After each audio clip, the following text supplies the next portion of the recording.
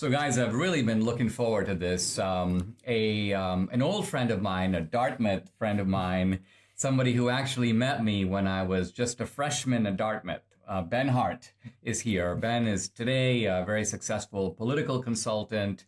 But Ben, you were a senior when I was a freshman, and I thought it'd be really fun for us to join on the podcast and talk about the old days, talk about the Dartmouth Review, the renegade campus newspaper that we were both part of, but also talk about Reagan conservatism and Trump conservatism. But let's begin kind of at the beginning, which is we met through this new student paper that you actually were one of the, I wasn't a founder, but I joined right at the beginning. So start by telling the story of how you got the idea for starting this rebel right-wing paper. Yeah, well, it's called the Dartmouth Review, and it's probably the most famous of the student conservative newspapers that really have ever existed.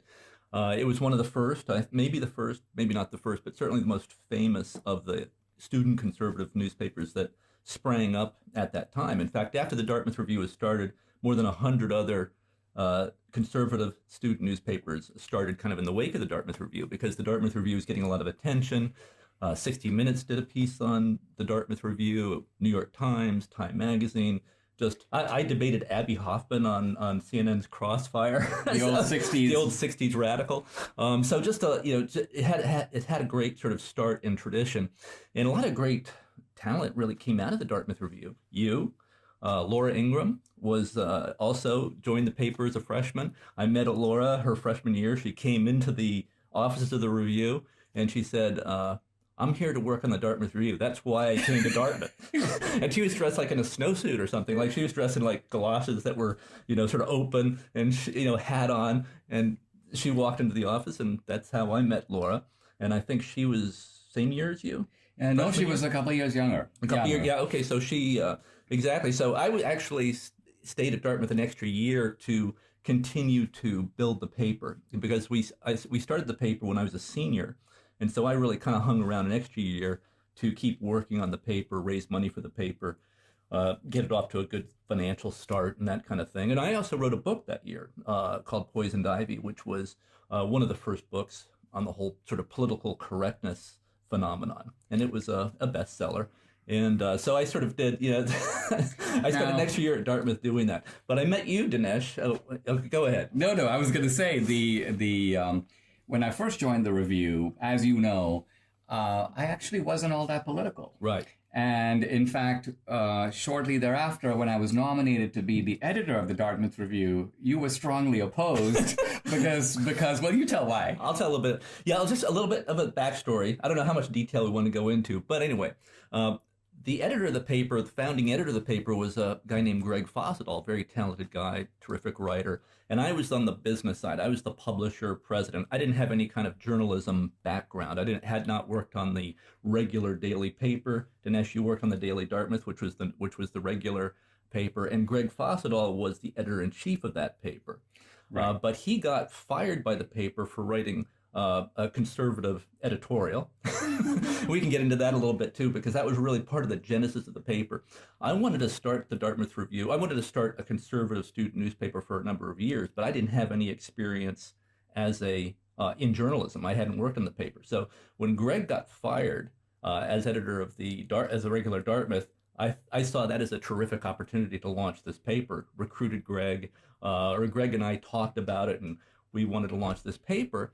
And he wanted to bring you on board because you were writing a lot of great investigative stuff for the Daily Dartmouth. But you weren't very political, and you weren't that sure if you wanted to join the paper. But the attraction for you was we were going to give you pretty much unlimited freedom as long as you were writing about investigative stuff. Debbie's like, oh no, this was the start of something very bad. So unlimited freedom for Dinesh. Almost unlimited. So you liked that part. Otherwise known as no limits. But you had some problems with the paper because it was a conservative paper. And it was kind of a bomb throwing. It was a bomb-throwing paper. Right? Well, it was supposed to be sort of a conservative National Lampoon, or at least half of it was sort of National Lampoon, and half of it was just commentary about what was going on the campus, but mostly reporting. But we needed you because you were a very good reporter. Well, a little funny tidbit was that we were closely affiliated with National Review, and National Review at that time, edited and founded by Bill Buckley, but your dad, Jeff Hart, who was an English professor at Dartmouth, was also one of the senior editors of National Review. I came to learn, by the way, that National Review had something called the bad taste file. And they would come up with jokes that were a little too salty to appear in National Review. Those would go into the bad taste file, and your dad would bring the bad taste file to Dartmouth, where we would go through them and give them a second vetting. Right. And we'd kind of Dartmouthize them. We would Dartmouthize them. And frequently what National Review would not touch appeared in print in all its glory in our paper. But at the beginning I was suspect. Yeah, let me a little background on Dinesh. I hope you don't mind. No, I don't mind. So Dinesh came to the paper. He was kind of critical, uncomfortable with just it being a conservative newspaper. And Greg really wanted to bring Dinesh on, the founding editor, because he wanted Dinesh's investigative reporting. So I thought that was great. Dinesh would do his investigative pieces. And but Dinesh wanted, apparently there was a secret condition that he would be allowed to publish an article in the paper called Reviewing the Review, where he would critique the review and complain about the review. Reviewing the review. Reviewing the review. I'll never forget it. So Greg and I had finalized I think it was the second issue of the paper. It was one of the early issues, at the very beginning. So I was very proud of this paper that we had just laid out. I'd gotten back from the printer. It looked great. I think Greg and I had gotten back. But it hadn't been printed yet. So it got printed, and then the paper arrived in a sort of pickup truck. I think Greg brought it in. And we would hand deliver the paper to all the dorms, to every dorm room door. So I get my paper, and I'm in bed. I open it up, and on the front page is Dinesh's article, reviewing the review, trashing the review. So I was just like, I was really steamed. I mean, I was so angry about it. I get on the phone with Greg, and I'm like, what is going on here? This wasn't the paper that we had approved. So, he explained that the condition of Dinesh working for the paper, that he would be allowed to write this article.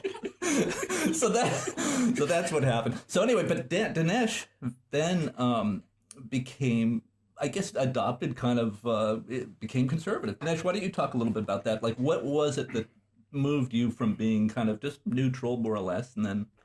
Well, I won't say off the boat. I'd been in America for a year, and I came to Dartmouth, and of course I wanted to learn what it's like to be, an Ivy League kid and what books I should read. And so when the idea of the review came along, I thought, wow, this is a place for me to kind of spread my wings and write ideas. But, I think what had happened, and this is an important point about liberalism, if you're not actively conservative, you're pulled by the liberal tide. Right. And I think I was infected to that degree with certain elements of liberalism. And so I found the review initially too conservative, too right-wing, too extreme. Right. And that was the nature of my critique. So we're going to come back and dive into this a little bit more with my buddy, my longtime Dartmouth buddy, who's making revelations about me along the way. We'll be right back.